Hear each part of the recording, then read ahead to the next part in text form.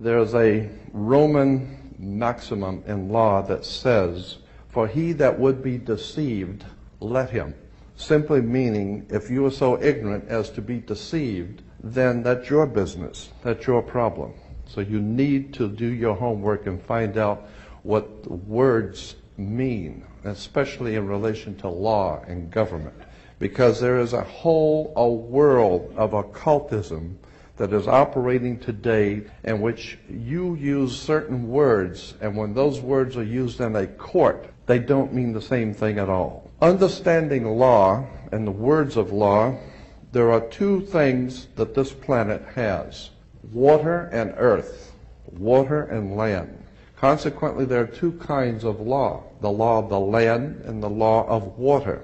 You need to understand the difference. The law of the land is the law of the culture that lives on the land. And so consequently, the law of the land is different in every country. You can do things in America you can't do in Russia. However, there is a higher law that dominates the entire world. It's called the law of the water. The law of water is referred to as the law of money.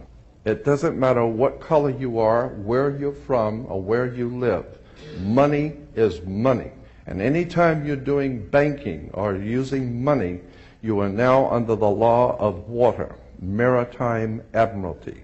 If you go back in history where all of this began, back in the land of Canaan, and you probably have heard in the Bible, the land of Canaan. The Canaanites were Phoenician bloodline, and in the ancient Phoenician language, Cana meant merchant, banker. The very word merchant comes from mer, M-E-R, for the sea, for water. As a mermaid, we have merchant. Merchant, bankers. Let me give an example of the difference between the law of water and the law of the land. The Statue of Liberty must be put in water. It could not be put on American land as such. It had to be put in the harbor because it's not the Statue of Freedom. It's a Statue of Liberty. Liberty is what a sailor gets when he pulls into port on a ship. He gets liberty. He's not free. So America is not the land of the free and the home of the brave. We're not free or brave, period. And make no mistake, they do not pick words by chance. These words are very serious. Now let me give you an example of how this law of the water works. Why is it that you have to go to court? You go to court because you play basketball and tennis on a court. How do you play tennis on a court? You play with a racket. Why? Because that's what it is. It's a racket. When you go into a court, what's the idea of going to court? It's a game, like basketball. The whole idea in a court, one team gets up and they throw the ball over to that team of lawyers. That team gets up and throws the ball back into their court. And the judge is wearing a black robe, so he is the referee. He doesn't care which side wins or loses because he's going to get paid anyway. So he couldn't care less.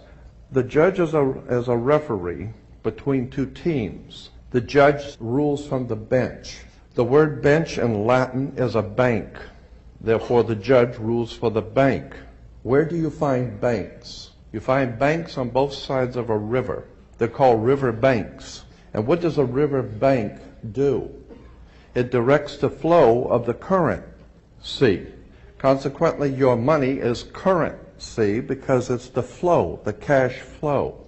I'll give you an example of how this works. When a ship pulls into a harbor, all ships are referred to as female.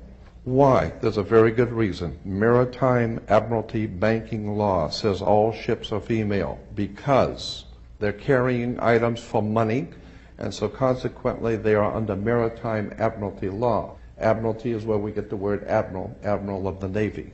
Let me give you an example of how this works. When a ship pulls into harbor, it parks at the dock. The captain has to provide for the port authorities a certificate of manifest because yesterday the ship was not here. But this morning the ship pulled in, so it has manifested. So consequently all the products have manifested. So each one of those items coming off of that ship has come off of water. And consequently on a ship, all ships have a captain. The word captain comes from a Latin word capital, money. So the captain represents the money that's on board the ship. And as I said, the captain has to present to the port authorities a certificate of manifest for each and every item. How much does it weigh? What color is it? How many doors does it have? Etc. The ship is sitting in its berth. Wherever a ship sits when it docks is called its berth. Berthing a ship. All the items, as I said, coming off that ship represent money. They came in on water. They are Maritime Admiralty products. Now, when you were born, your mother's water broke. And when your mother's water broke, you came out. And this is why you have to have a birth certificate, because you are a Maritime Admiralty product under international law. Your mother delivered you. This is why if you go to Sears and buy a refrigerator, they will ship it to you. They will deliver it. And that's why you were in your delivery room. Your mother was delivering a product.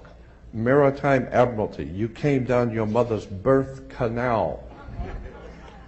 And once you, and as you're taking one of the televisions or the cars off the ship and it falls down and breaks, that's all right. Sometimes they're stillborn, so consequently you've lost money on that one. Therefore you have to have a death certificate, and it's always signed by the dock. The dock has to sign your birth certificate and your death certificate. All of these words and terms are Maritime Admiralty banking words. And therefore, if you understand lawyers and judges and courts and government are all under international Maritime Admiralty law. All religions, all churches in the world operate under maritime law. This is why all churches are divided into denominations, like 20s and 50s and 100s. This is why they're called denominations, because all churches are nothing more than the product of Maritime Admiralty banking. It's an extraordinary story of occult treason, high treason and crimes against the state.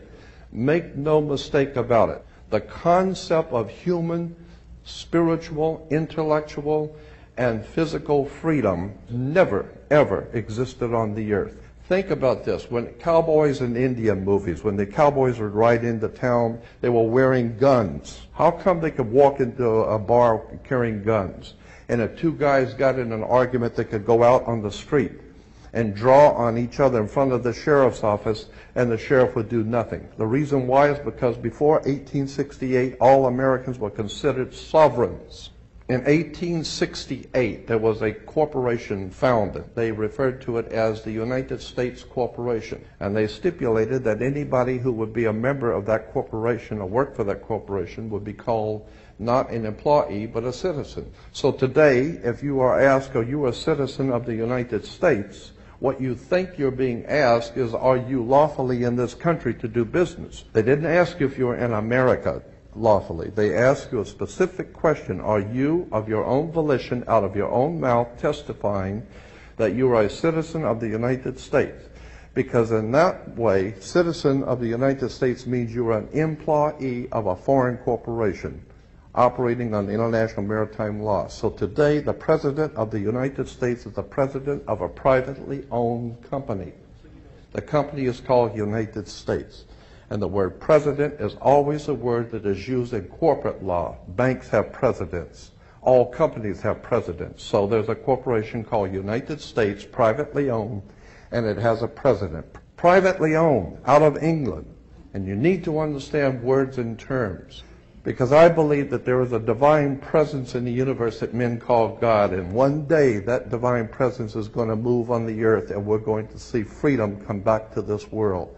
And when it does, you're going to need to understand words and terms and how they have been used to trick you. These words have been used to enslave you.